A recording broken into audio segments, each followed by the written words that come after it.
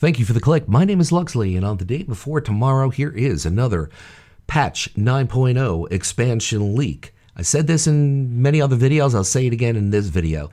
Any leak that I bring to you, Kemosabe's out there, before BlizzCon is going to have to contain one of these or probably all of these three elements, because I do believe, one, Bolvar 4 Dragon will return in one form or another. He might be a hero, he might be a villain, he might be a main character, he might be some kind of backstory character to give the whole Xpac depth.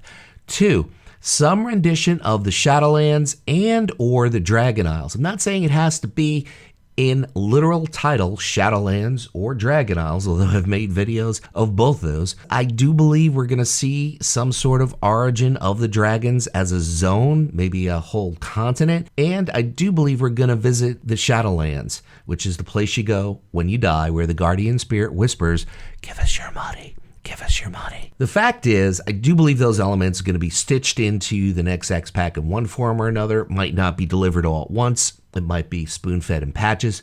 Let's lick our finger, turn the page, and get into this Xpac, which is called the Shadowlands. So this is the Shadowlands, the sequel, because I did another video called the Shadowlands. Apparently, somebody else decided to script their version of the Shadowlands.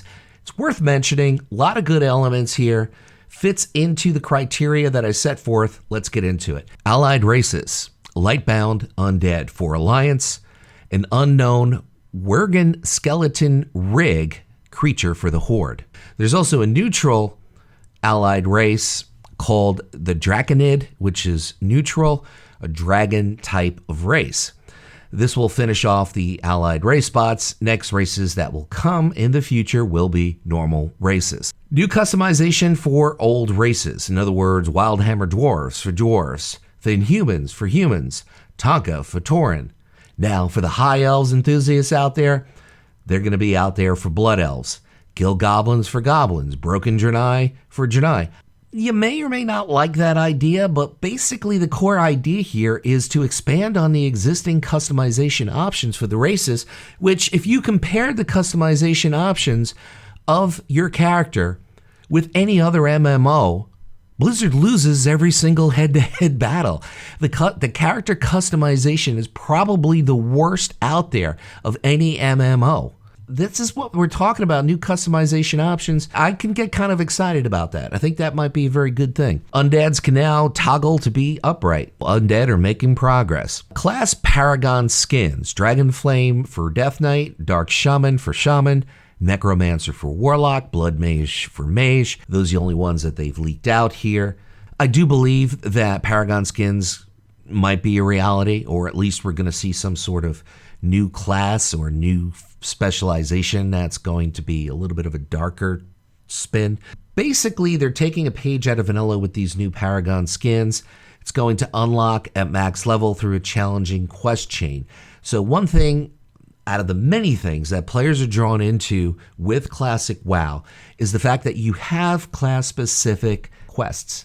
Quests that build your class that round out your class, give your class depth, and makes your class immersive, and Blizzard seems to be going back to that. New hero class, Dark Ranger, led by Sylvanas Windrunner, requires level 50. Don't see class Paragon skins coming into effect and then a new hero class. That just doesn't make sense to me. Then again, since when has Blizzard done everything that makes sense? All races can now be Death Knights. Of course, you have to include that in there because some information has been data mined about Panda Death Knights, etc., etc. And Death Knights start at level 40. New secondary profession, doesn't say what it is. 7 new dungeons, 2 new raids, 2 new arenas, and one of which is called the Ghost Castle Arena with ghosts cheering. 1 new battleground. The new realm is called the Shadowlands. 5 new zones. Shadowlands is beautiful in its own sort of dark and twisted way, but there are still many bright colors, skyboxes, details, so they're not going to be a very drab and dreary type of dark place. They're going to add some colors to it. Blizzard learned that lesson long ago, especially with all the snowblind stuff from Northrend and some of the darker zones. They just want to limit it. They don't want to overdo it, and I can understand that. New capital city hub, Ice Crown. In any MMO, not just World of Warcraft, building a capital city is usually a huge waste of assets and resources and time because not much goes on there. It's just a hangout place. There are already many hangout places in World of Warcraft, and I would rather them put their time and effort into something else than deliver a whole capital city. Yes, it looks grand. Yes, it gives the game depth. Yes, it gives the game character. But like I said, from a business standpoint, it just doesn't make sense for Blizzard because a lot of those assets and time end up being wasted. New zone, the Dragon Isles. There's that other point being facilitated in full. This is where players will start off, first in a scenario, then into the open world. A part of it also serves as the new Death Knight starting area for allied races and Pandaren. Interesting. Makes me feel all of a sudden, makes me infer the new allied races in Pandaren are going to have a different starting zone than the other races? That's a reasonable question. We'll find out. Azeroth is revamped. Alliance is in control of the northern eastern kingdoms, including Gilneas. Any friend of Greymane's is a friend of mine. Horde in control of northwestern Kalimdor. Draenei and Blood Elf starting zones are revamped and are now part of the world map. So you're not going to see that loading screen when you go into those new zones, which I think is something that's been long overdue, and I'm glad they're paying attention to that detail. Silver Moon will no longer have fel crystals and will look more high elven and breathtaking. Be really curious how Blizzard reintroduces the high elves into the game. I'm not even going to speculate. You guys could speculate ways that could be done. Like I said many times, I'm not a lore expert. I know a little bit, probably more than the average guy, but by no means an expert.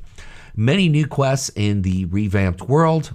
New Void, Old God, and Ghost influences are peppered throughout the open world. So you're going to have a very dark, very new look to the old world. I like that. I like that. That is reminiscent of the dev that Blizzard kind of quietly hired from Poland who was working on Cyberpunk, who has a history of very, very dark themes. There was never any confirmation as to what project he's working on at Blizzard. We could probably rule out HOTS and Overwatch and Hearthstone.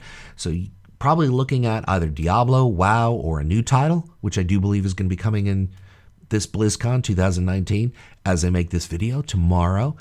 I wouldn't be surprised if there is a darker theme in the next Xpac, whether it's this Xpac that I'm talking about here or any of the others that I talk about. I think it's going to have a dark theme because of that dev Blizzard got from Poland. You have to understand, getting a dev from a foreign country with extradition rights, and it's a big deal. So Blizzard really wanted him. My guess is he's either on Diablo, WoW, or a new title.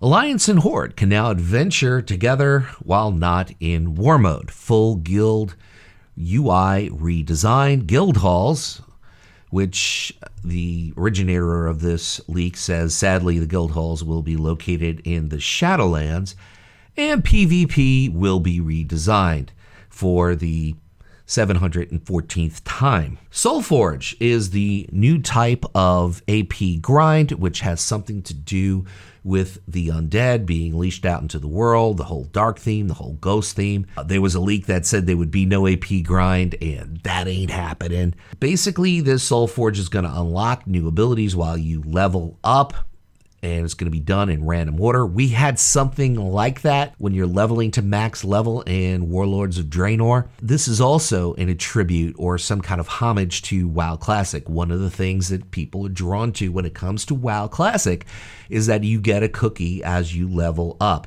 as you increase your power, whether it's through gear, whether it's through new ranks of spells, you get a cookie, or you get a talent as a cookie. So Blizzard, with this particular leak, seems to be listening and taking note as to what worked in WoW Classic and applying some, not all, but some of those aspects into this Xpac. World quests are staying, but fewer per zone. Some dailies will fill the spots of the zones that have fewer world quests, so they're going to bring back dailies. Titan Forging is removed, which we already know.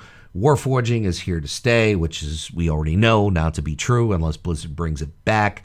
and they're going to have a hell of an explanation to do that. And it says that the Warforging is not going to come from raids, which I also find a bit odd, because the last thing Blizzard wants to do is give less incentive for people to raid. In other words, if Warforging isn't in raids, it's going to be in some other form of the game. Maybe Mythic Dungeons, maybe World Quest, but the reality is that's where the incentive is going to be, and it's going to be less emphasis and incentive on raiding, which is not the direction I think Blizzard wants to go in, because that's what they do best. The corruption system on gear is here to stay. That sucks. We sail to the Dragonlands from Stormwind and or Orgrimmar. Portal to the Shadowlands is atop of Icecrown Citadel. Lich King, Dragon Aspects, Nathanos, Sylvanas, part of the Dragon Isles quest chain and scenarios. There's a new way to unlock flying, quest chain from the very beginning after you've unlocked the Dragon Isle zone, sequence of time-gated quests. So it might be something that you will unlock as you progress and level your character, which would be a good thing.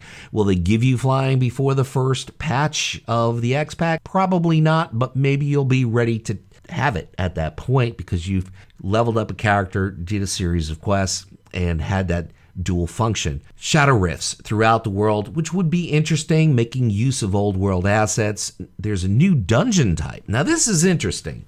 I'm not a PvE guy by nature, but this catches my attention. New dungeon type, Lairs, automatically random generated dungeons with many different combinations, 1 through 5 players, which is kind of what we're gonna see in patch 8.3.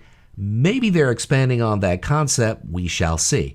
There are expert lairs, automatically random generated dungeons with many different combinations, harder than normal lairs, with more tactics and items and puzzle solving that's needed in order for you to delve further into the lair. Much like Horrific Visions, 1 through 5 players.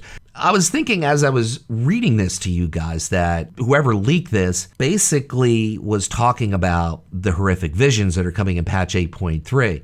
That's not the case here. He mentions, or she mentions, Horrific Visions clearly, literally, which means that this is a relatively new leak and that Blizzard is going to expand upon this particular technology. I think it's a great idea. Let me know what you guys think. Now, key characters in this particular Xpac are going to be the False Loa, the new Loa, Vol'jin, Bolvar 4 Dragon, aka the Lich King. There must always be a Lich King. Talia 4 Dragon, of course, Daddy, Dragon Aspects, Murazan, Rathion, Helya, Arthas, Sylvanas, Nathanos, I should say. I don't know why I'm thinking Avengers. Tyrande, Anduin, Kalia, and of course, again, Greymane. When we go into the Shadowlands, we are going to meet the noble Kyrian, which is something that has been leaked in a possible real promo. We don't know for sure. The Dragon Aspects are going to have a reputation grind, taking the place of Heroes of Azeroth.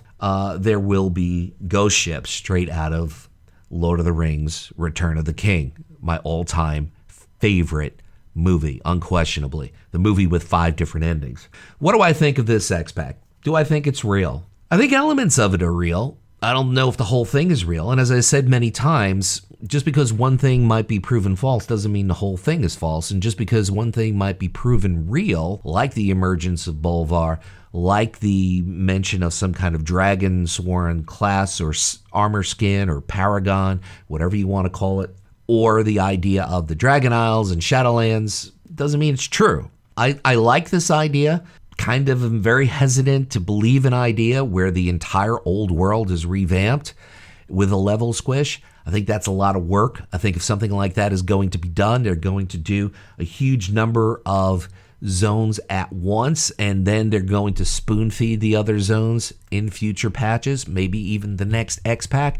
It's a hell of a lot of work to do, especially when you're talking of not only redesigning the imagery of the class, upgrading the game engine, but also creating a whole new quest line with a whole new storyline. It's a lot of work. I do have one more leak. If you guys slam a lot of likes, I'll put it out before BlizzCon. It was actually a leak from patch 8.0 that was 100% proven wrong because Battle for Azeroth is 8.0.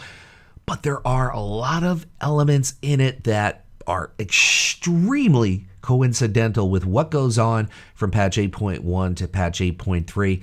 And it does predict a lot of the things that we could very well see in the next Xpac. Very, very possible this was on the drawing board of Blizzard. Somebody got a hold of it, and Blizzard decided to go with Battle for Azeroth instead of this other Lich King, Return of the Lich King 2 type of leak. The fact of the matter is, during MOP, Blizzard had both Warlords of Draenor and Legion on the drawing board.